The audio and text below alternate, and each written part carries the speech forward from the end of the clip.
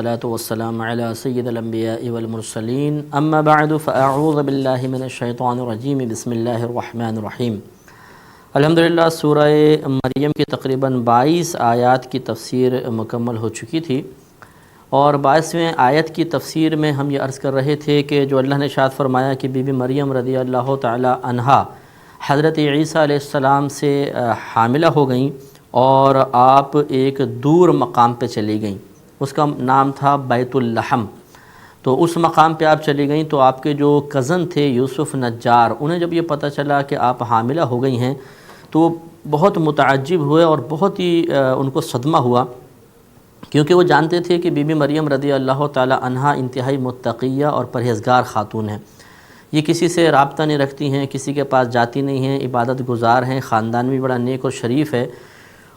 تو ایک طرف جب وہ ان کی شرافت کو دیکھتے تھے تو یقین نہیں آتا تھا، پھر جب ان کے حمل کی طرف متوجہ ہوتے تھے تو پھر وہ یہ سوچتے تھے کیسے ہو سکتا ہے کہ بغیر اس کے یہ باپ کے یا کسی مرد کے قریب ہونے کے حمل ٹھہر جائے۔ بہرحال ایک دن وہ ہمت کر کے آ گئے اور انہوں نے پوچھا کہ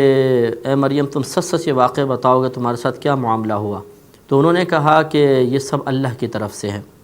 تو انہوں نے کہا کہ اچھا مجھے ایک بات بتاؤ کہ کیا بغیر بیج کے کبھی کھیتی اگ سکتی ہے؟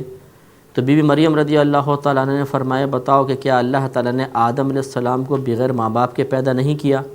تو پھر وہ تعجب میں آ گیا کہ واقعی دلیل تو بالکل ٹھیک ہے۔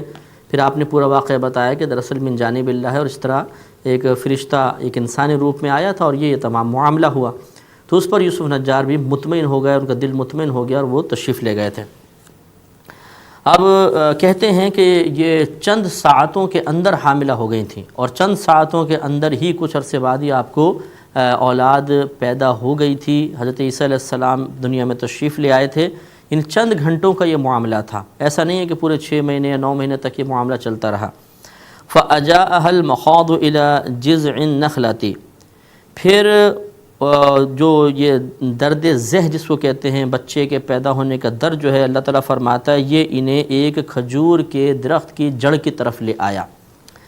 ایک تھوڑا سا پہاڑی کے اوپر سے ایک درخت تھا، نیچے ایک وادی تھی، آپ وہ درخت خشک تھا بالکل، اس کے پاس آ کر اپنی کمر آپ نے اس درخت سے لگا دی اور وہاں پہ آپ بیٹھ گئیں۔ قالت، پھر بولی یا لیتنی مت قبل هذا وکنت نسیا منسیا، نسیا منسیا، کہا کہ یا لیتنی، ہائے کاش، مت قبل هذا، میں اس سے پہلے مر گئی ہوتی، وکنت نسیا منسیا، اور بالکل بھولی بصری ہو جاتی۔ نسیا منسیا اسے کہتے ہیں جس کو جو نہ سامنے موجود ہو نہ آپ کے ذہن میں، بالکل ختم ہو جائے جو چیز، کو نسیا منسیا کہتے ہیں۔ تو انہوں نے یہ مطلب ان کی زبان سے نکلا، اور وجہ یہ تھی کہ وہ آئندہ کے حالات پر جب غور و تفکر کر رہی تھیں تو بہرحال اگرچہ اللہ تعالیٰ کی طرف سے بہت ان کو وہ تمام معاملہ ان کو پتہ تھا من جانب اللہ ہے، لیکن پھر بھی ایک طبعی تقاضا، ایک انسانی، ایک بشری تقاضا، ایک فطری تقاضا کار فرما تھا۔ وہ خدشات، وہ ٹینشن کیسے فیس کریں گے، کیسا معاملہ ہوگا، یہ تمام چیزیں کار فرما تھیں۔ تو یہ معاذ اللہ کوئی شکوے کے طور پہ نہیں تھا کہ اللہ نے کیا کر دیا، اس سے پہلے میں مر جاتی تو اچھا تھا، ایسا نہیں، بلکہ انہی خدشات کے پیش نظر کہ اب جب یہ بچہ پیدا ہوگا میں اس کو قوم کے پاس لے کے جاؤں گی، کیا ہوگا معاملہ، یہ تو اب آگے پھر اللہ تعالیٰ ان کو تسلی عنایت فرمائے گا، وہ آگے کا معاملہ تھا۔ اس وقت وہ سوچ کر پریشان ہو رہی تھی، اور اس قسم کے جملے ان کی زبان پر غیر اختیاری طور پر جاری ہوئے جن پر کوئی اللہ کی طرف سے گرفت نہ ہوئی۔ فَنَادَاهَا مِن تَحْتِهَا أَلَّا تَحْزَنِي قَدْ جَعَلَ رَبُّكِ تَحْتَكِ صَرِيًّا، تو ہم نے اسے اس کے نیچے سے ندا دی۔ نیچے سے مراد آپ اوپر تھیں تو وادی میں سے ایک آواز آئی، تو اللہ ویسے تو اللہ کا کلام ہے کہ ہم نے ندا دی، حالانکہ مفسرین نے بیان فرمایا کہ وہ جبریل امین تھے، انہوں نے کلام کیا تھا، اور یہ اگلا والا جو کلام آئے گا وہ کیا کلام تھا کہ اللہ تحزنی، کہ تو غمگین نہ ہو، قد جعل ربکی، بے شک تیرے رب نے بنا دیا ہے، تحت کی سریا، تیرے نیچے سے ایک نہر، تیرے نیچے سے مراد وہ وادی میں ایک نہر بہا دی ہے، تم فکر مت کرو، تمہیں کسی قسم کی کوئی تکلیف نہیں ہوگی، پانی تمہارے لیے میسر ہے۔ وَحُزِّي إِلَيْكِ بِجِذْعِ النَّخْلَةِ، اور تو کھجور کی جڑ کو پکڑ کر اپنی طرف ہلا، وہ درخت جو بالکل خشک تھا جس میں کھجوروں کو سوال ہی نہیں، نہ پتے نہ کچھ، تنا کھڑا ہوا تھا، تو فرمایا کہ اس درخت کی جڑ کو پکڑ کے ذرا اپنی طرف ہلاؤ، تو ساقط علیک رطبا جنیا، تجھ پر تازہ پکی کھجوریں گریں گی۔ تو ایسے ہی ہوا، کیونکہ یہ حاملہ عورت کے لیے پکی کھجوریں جو ہے بہت نافع ہوتی ہیں، آپ نے ہلایا تو ایک دم درخت میں پتے نکل آئے، پھل لگ گیا، وہ گرنے لگیں، نہر جاری ہو گئی۔ تو یہ ولی کے ذریعے جو ایک خلاف عقل کام کا صدور ہوتا ہے اسے ہی کرامت کہتے ہیں۔ تو یہ بی بی مریم رضی اللہ تعالی عنہا کی کرامت تھی۔ اب توجہ طلب بات یہ ہے کہ دیکھیں اللہ نے فرمایا فَنَادَاهَا مِن تَحْتِهَا، تو ہم نے اسے نیچے وادی سے ندا دی، حالانکہ ندا دینے والے جبریل امین ہیں۔ یہاں پر بھی وہی بات ہے کہ اصل میں کلام اللہ کا تھا، لیکن اللہ تعالیٰ کے اس پیغام کو پہنچانے والے جبریل امین تھے، تو اللہ تبارک و تعالیٰ نے یہاں پر حقیقت کا بیان فرمایا، مجاز کا نہیں، خود بیان فرمایا۔ حالانکہ حقیقتاً کلام دیکھا جائے تو جبریل امین کے زبان سے نکل رہا تھا، لیکن اللہ نے اسے اپنی طرف منسوب کر دیا، کیونکہ اصل میں فاعل حقیقی اللہ تعالیٰ کی ذات پاک تھی۔ تو وہی نسبتوں کے معاملے میں ہے کہ بعض اوقات جس کا کلام ہوتا ہے اسی کی طرف نسبت کرتے ہیں، چاہے ظہور پذیر دوسرے سے ہو رہا ہو، اور بعض اوقات سبب اور ذریعے کی طرف نسبت کر دیتے ہیں، اصل فاعل حقیقی کی طرف نسبت نہیں کی جاتی ہے۔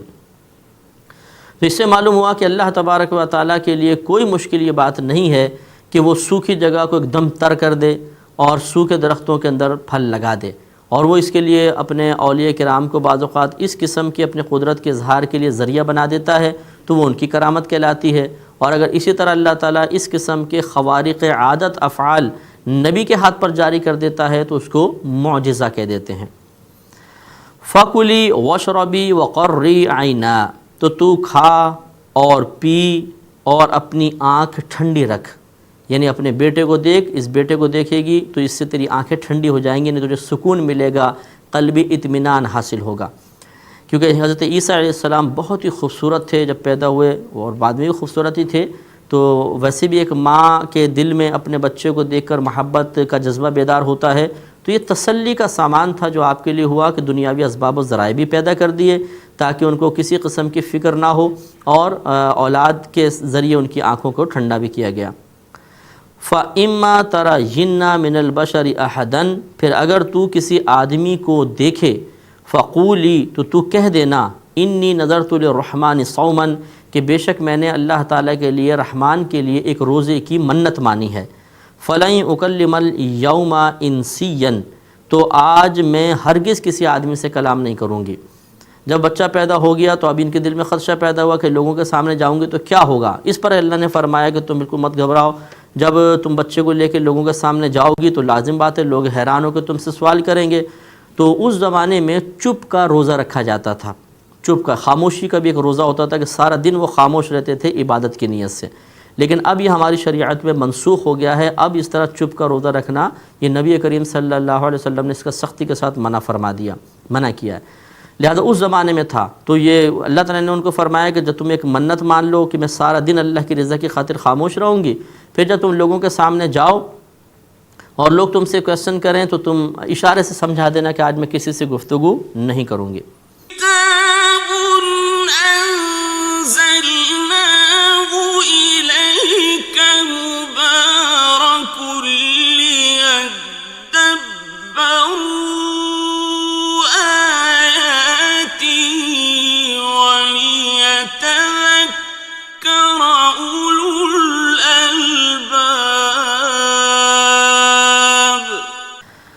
لہٰذا یہی ہوا، فَأَتَتْ بِهِ، تو وہ اس بچے کو لے کر آئیں، قومہا، اپنی قوم کے پاس، تحملہ، اس حال میں کہ آپ نے اسے گود میں اٹھایا ہوا تھا،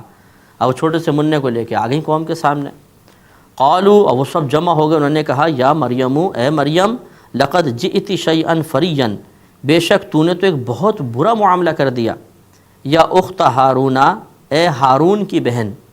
اب یہ کہتے ہیں کہ یا تو ان کا واقعی بھائی ہارون تھا، یا یہ ہارون علیہ السلام کی نسل میں سے تھیں، اس لیے ان کی طرف نسبت کرتے ہوئے اختہ ہارون کہہ دیا، حالانکہ ان کی بہن نہیں تھیں، لیکن یہ ہوتا ہے عربوں کا اسلوب کہ جو پیچھے کوئی بزرگ ہوتے ہیں یا کوئی بڑا ہوتا ہے اس کی طرف نسبت کرتے ہوئے، اس سے تعلق ظاہر کرتے ہوئے اخت کا لفظ استعمال کر لیتے ہیں۔ تو انہوں نے کہا کہ اخت ہارون، ما کان ابوکم رعا سوء وما کانت امک بغیہ،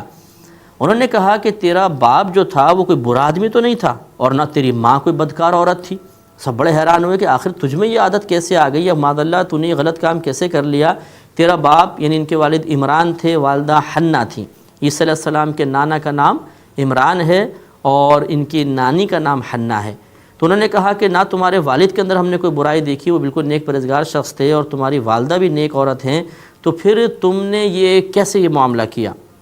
فَأَشَارَتْ إِلَيْهِ، تو اللہ تعالیٰ کے حکم کے مطابق بی بی مریم نے اشارہ کیا اس بچے کی طرف۔ اب یہ نہیں کہا کہ اس سے پوچھ لو۔ اب وہ بڑے حیران ہوئے کہ یہ کیا بات ہوئی، یہ اتنا سا بچہ کیا ہمیں جواب دے گا، اتنا چھوٹا سا منا؟ تو قالوا، انہوں نے کہا کیف نکلم من کان فی المہد صبیا، یہ ہم کیسے اس بچے سے کلام کریں جو جھولے میں ایک چھوٹا سا بچہ ہے، اس بچے سے ہم کیسے کلام کریں گے؟ اب لیکن انہوں نے پھر بھی اشارہ کیا، تو انہوں نے دیکھا تو حضرت عیسیٰ علیہ السلام یہ تمام معاملہ سن رہے تھے، لہٰذا روایت میں آتا ہے کہ فوراً آپ تھوڑا سا اٹھ کے بیٹھ گئے، ٹیکسی لگا لی اور ایک ہاتھ اپنے اس طرح رکھ کے اور آپ نے کلام شروع کر دیا۔ اب آپ غور کریں، اتنا سا بچہ اور فصیح و بلیغ کلام بولے تو کیسی حیرانی کی بات ہے، اور کیسا ان لوگوں کو تعجب ہوا ہوگا۔ قال، تو حضرت عیسیٰ علیہ السلام نے فرمایا انی عبد اللہ، بے شک میں اللہ کا بندہ ہوں، کیونکہ اللہ تعالیٰ کو یہ معلوم تھا کہ جب یہ عیسیٰ علیہ السلام آگے چلیں گے تو لوگ انہیں خدا بھی کہیں گے، خدا کا بیٹا بھی کہیں گے، اور پتہ نہیں کیا کیا کہیں گے، اس لیے پہلا جملہ ہی نکلوایا، انی عبد اللہ، بے شک میں اللہ کا بندہ ہوں، نہ اللہ کا بیٹا نہ خود اللہ ہوں، بلکہ میں ایک اللہ کا بندہ ہوں۔ آتانی الکتاب، اس نے مجھے ایک کتاب عطا کی ہے، یعنی انجیل، وجعلنی نبیا، اور اس نے مجھے نبی بنایا ہے۔ تو نبی تو خیر پہلے سے نبوت پیدائشی نبی ہوتے ہیں، یہ الگ بات ہے کہ اعلان کا حکم بعد میں ہوتا ہے، کیونکہ اللہ تعالیٰ نے جس کو نبوت دینی ہے ازل سے اس کا انتخاب ہو چکا ہوتا ہے۔ اور کتاب جو ہے، یہ ابھی تو نسبت تو ویسے ماضی کا جملہ استعمال کیا کہ اللہ نے مجھے کتاب دے دی ہے، لیکن مفسرین فرماتے ہیں مستقبل کی خبر تھی کہ اللہ تعالیٰ مجھے ایک کتاب عطا فرمائے گا۔ وَجَعَلَنِي مُبَارَكًا أَيْنَمَا كُنتُ، اور میں جہاں کہیں پر بھی ہوں اللہ تبارک و تعالیٰ نے مجھے باعث برکت بنایا ہے۔ اس سے معلوم ہوا کہ اللہ کے نیک بندے باعث برکت ہوتے ہیں، جہاں ان کا وجود مسعود ہو وہاں برکات ضرور ہوتی ہیں۔ تو خود نبی بیان فرما رہے ہیں کہ اللہ نے مجھے مبارک بنایا ہے، باعث برکت بنایا ہے، برکت کا مجموعہ بنایا ہے، لہٰذا اسی لیے نیک لوگوں کی صحبت اختیار کرنا، یا جس طرح مزارات کے اندر اولیاء اعظام ہوتے ہیں وہاں پر باادب طریقے سے شرعی قیودات کے ساتھ حاضری دینا، یہ برکات کے حصول کا ذریعہ بنتا ہے۔ وَأَوْصَانِي بِالصَّلَاةِ وَالزَّكَاةِ مَا دُمْتُ حَيًّا، اور اللہ تبارک و تعالیٰ نے مجھے تاکید فرمائی ہے نماز کی اور زکوٰۃ کی جب تک میں زندہ رہوں۔ کتنا نفیس کلام کہ ابھی جھولے میں ہیں اور کہتے ہیں کہ اللہ تعالیٰ نے مجھے تاکید فرمائی ہے کہ میں نماز بھی پڑھوں، زکوٰۃ بھی ادا کروں ساری زندگی، جب تک میری زندگی ہے میں یہ کام کرتا رہوں۔ وَبَرًّا بِوَالِدَتِي، اور اللہ تبارک و تعالیٰ نے مجھے اپنی ماں سے اچھا سلوک کرنے والا بنایا ہے۔ وَلَمْ يَجْعَلْنِي جَبَّارًا شَقِيًّا، اور مجھے سخت اور بدبخت نہیں بنایا۔ جبار نے سختی کرنے والا، شقیًا بدبخت، اللہ نے مجھے بدبخت نہیں بنایا، سختی کرنے والا نہیں بنایا۔ وَالسَّلَامُ عَلَيَّ يَوْمَ وُلِدتُّ، اور وہی سلامتی مجھ پر ہو جو آپ کو شاید یاد ہوگا کہ یحییٰ علیہ السلام کے بارے میں اللہ نے بیان فرمایا تھا کہ ان پر پیدائش کے دن جس وقت وہ مریں گے اور جس وقت اٹھائے جائیں گے اس پر سلامتی ہو۔ تو یہاں چونکہ السلام آیا، لفظ السلام، تو اس سلام کے اوپر الف لام داخل ہے۔ الف لام جو ہے کلام عرب میں بہت سارے معانی کے لیے استعمال ہوتا ہے۔ ایک معنی اس کا یہ بھی ہوتا ہے کہ جو اس کا مدخول ہے اس کا ذکر پہلے ہو چکا ہے، تو یہ الف لام عہد خارجی کا کہلاتا ہے۔ تو اس لیے السلام چونکہ بیان فرمایا صرف سلام نہیں ہے بلکہ السلامو ہے، تو اس سے پھر وہی والی سلامتی مراد لیں گے جیسے حضرت یحییٰ علیہ السلام پر آئی، اس لیے اس کا ہم ترجمہ ایسا کر رہے ہیں کہ والسلامو، اور مجھ پر وہی سلامتی ہو جو پہلے ہو چکی تھی، علیہ مجھ پر، یوم ولدتو جس دن میں پیدا کیا گیا، و یوم اموتو اور جس دن میں مروں گا، و یوم ابعث حیا اور جس دن مجھے زندہ اٹھایا جائے گا۔ اس میں بھی اشارہ کر دیا بڑے واضح الفاظ میں کہ ایک تو یہ تین اوقات چونکہ دہشت کے، پریشانی کے اوقات ہوتے ہیں، کچھ بے بسی کے سے اوقات ہوتے ہیں، اس میں اللہ تعالیٰ کی خاص طور پہ سلامتی میرے ساتھ ہے۔ اور دوسرا اس میں اشارہ کر دیا کہ میں خدا نہیں ہوں، نہ خدا کا بیٹا ہوں، کیونکہ خدا پر کبھی موت طاری نہیں ہوگی۔ خدا کا بیٹا خدا کی جنس سے ہونا چاہیے تو اس پر بھی موت طاری نہیں ہونی چاہیے، جبکہ آپ نے فرمایا کہ میں فوت بھی ہوں گا پھر زندہ کر کے اٹھایا بھی جاؤں گا۔ اس سے یہ معلوم ہوا کہ آپ پر بھی وہ تمام معاملات ہوں گے جو ایک انسان پر ہوتے ہیں، لہٰذا آپ اللہ کے بیٹے نہیں ہیں نہ خدا ہیں۔ تو اب اس میں یہاں تک معاملات میں ذرا دیکھیے کہ آپ نے فرمایا انی عبداللہ، پہلا تو یہ کہ میں اللہ کا بندہ ہوں. اس کا مقصد آپ کو بتا دیا تھا کہ آگے چل کر چونکہ اللہ تبارک و تعالیٰ مستقبل کا حال بہتر جانتا ہے، اللہ کو معلوم تھا کچھ گروپ بن جائیں گے، ان کو خدا بھی کہا جائے گا، خدا کا بیٹا بھی کہا جائے گا، اس کا رد کرنا مقصود تھا. پھر آتانی الکتاب وجعلنی نبیا، اور اللہ نے مجھے کتاب عطا کی اور مجھے نبوت عطا فرمائی، یہ ایک نعمت کا بیان انہوں نے کیا. پھر مجھے اللہ نے مبارک بنایا جہاں کہیں پر بھی میں ہوں، یہ بھی ایک نعمت کا اظہار ہے. وَأَوْصَانِي بِالصَّلَاةِ وَالزَّكَاةِ مَا دُمْتُ حَيًّا، اور مجھے نماز اور زکوٰۃ کی تلقین کی، نصیحت فرمائی، تاکید فرمائی جب تک میں زندہ رہوں. اس میں اشارہ فرما دیا کہ جب تک میں زندہ رہوں گا اللہ کی اطاعت اور عبادت اختیار کر کے رکھوں گا. وَبَرًّا بِوَالِدَتِي، اور والدہ کے ساتھ نیکی کرنے کا حکم دیا، یقیناً آپ نے کیا ہوگا. اس سے معلوم ہوا کہ ماں باپ کے ساتھ اچھا سلوک بھی، آپ ماں کے ساتھ اچھا سلوک کرتے رہے. اور اللہ نے مجھے، انہوں نے فرمایا کہ مجھے سخت نہیں بنایا، بدبخت نہیں بنایا، تو آپ ہر بدبختی والے کام سے بچتے رہے یا جو بدبختی تک پہنچانے والا ہے، اور آپ کی طبیعت میں سختی نہیں تھی، نرمی تھی، اور آپ پر ان اوقات میں سلامتی کا تذکرہ فرمایا. تو ہمیں بھی ان باتوں پہ یہ غور کرنا چاہیے کہ ایک نبی کے اندر یہ خصوصیات تھیں، ایک نبی کے کچھ افعال اور اعمال کا تذکرہ ہے. اگر ہم بھی ان کو اختیار کریں گے تو یقیناً جو برکات اللہ تبارک و تعالیٰ نے عیسیٰ علیہ السلام کو عطا فرمائی، ان میں سے ہمیں بھی ضرور حصہ ملے گا.